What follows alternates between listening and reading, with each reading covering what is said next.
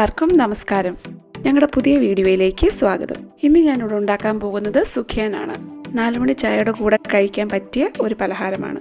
സുഖിയൻ ഉണ്ടാക്കുന്നതിന് വേണ്ടി ഒരു 200 ഗ്രാം ചെറുപയർ 2 മണിക്കൂർ വെള്ളത്തിൽ കുതിർത്ത് ഞാനിവിടെ എടുത്തു വെച്ചിട്ടുണ്ട്.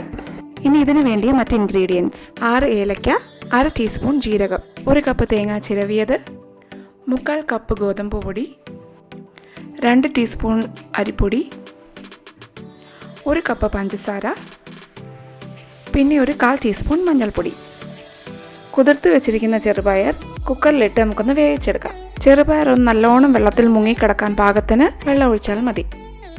ഇനി കുക്കർ അടച്ചു വെച്ച് ഒരു 5-6 വിസിലാവണം. ചെറുപയർ വെന്ത് കുഴഞ്ഞു പോകാതിരിക്കാൻ പ്രത്യേകം ശ്രദ്ധിക്കണം. ചെറുപയർ വേകുമ്പോഴേക്കും നമുക്ക് സുഖിയനുള്ള മാവ് തയ്യാറാക്കിയെടുക്കാം. ഒരു ബൗളിലേക്ക് 1/4 കപ്പ് ഗോതമ്പ് പൊടി, 2 ടീസ്പൂൺ അരിപ്പൊടി, പാകത്തിന് ഉപ്പും 1/4 ടീസ്പൂൺ മഞ്ഞൾപ്പൊടിയും പാകത്തിന് വെള്ളവും ചേർത്ത് മാവ് തയ്യാറാക്കിയെടുക്കണം. ഇഡലി മാവിനുള്ള കൺസിസ്റ്റൻസിയിൽ വേണം മാവ് കുഴച്ചെടുക്കാൻ.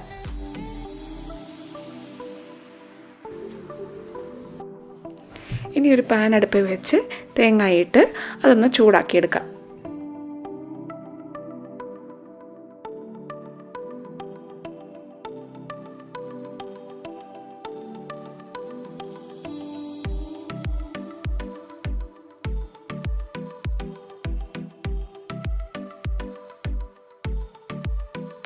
തേങ്ങ ഒന്ന് ചൂടായി മാത്രം വന്നാൽ മതി.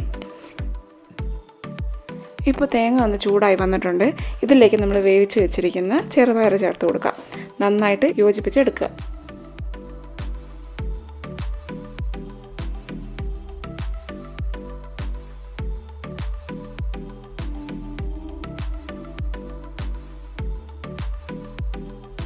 എടുത്തു വെച്ചിരിക്കുന്ന ജീരകവും ഏലക്കായും നന്നായി പൊടിച്ച് ഇതിലോട്ടിട്ട് കൊടുക്കാം. ഈ പൊടികളെല്ലായിടത്തും ഒരുപോലെ എത്താൻ വേണ്ടി നന്നായിട്ടൊന്ന് ഇളക്കി കൊടുക്കണം. ഇനി മധുരത്തിന് വേണ്ടി എടുത്തു വെച്ചിരിക്കുന്ന 1 കപ്പ് പഞ്ചസാര കൂടി ചേർത്ത് നല്ലതായിട്ട് മിക്സ് ചെയ്ത് കൊടുക്കണം.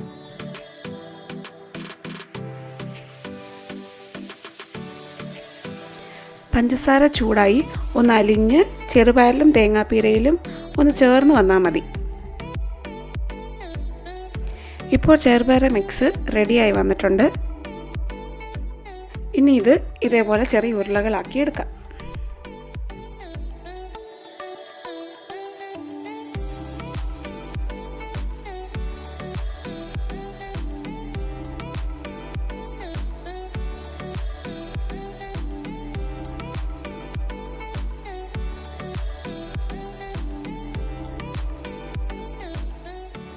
ഉരുളകളാക്കി എടുത്തിട്ടുണ്ട്. ഇനി പാൻ അടുപ്പിൽ വെച്ച് എണ്ണ ഒഴിച്ച് അത് ചൂടാവട്ടെ.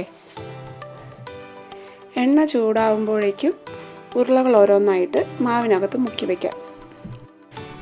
എണ്ണ ഇപ്പോൾ ചൂടായി വന്നിട്ടുണ്ട്.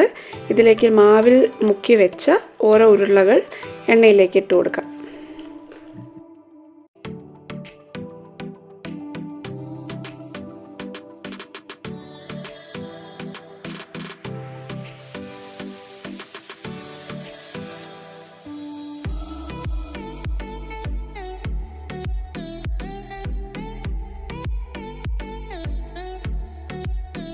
ഈ ഉരുളകൾ സൂക്ഷിച്ച് 2 സൈഡും തിരിച്ചും മറിച്ചും ഇട്ട് ഒന്ന് ഫ്രൈ ചെയ്തെടുക്കണം.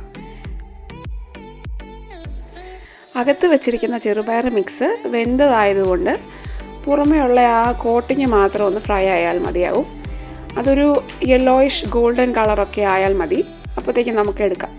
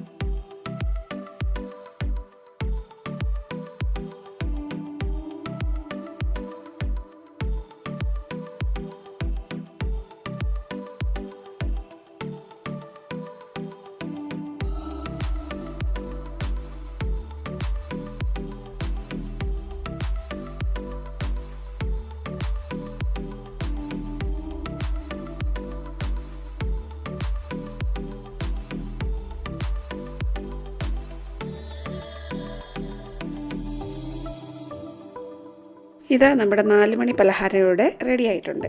സുഖിയൻ എല്ലാവർക്കും ഈസി ആയിട്ട് ഉണ്ടാക്കാൻ പറ്റിയ ഒരു വിഭവമാണ്. എല്ലാവരും ട്രൈ ചെയ്ത് നോക്കണം.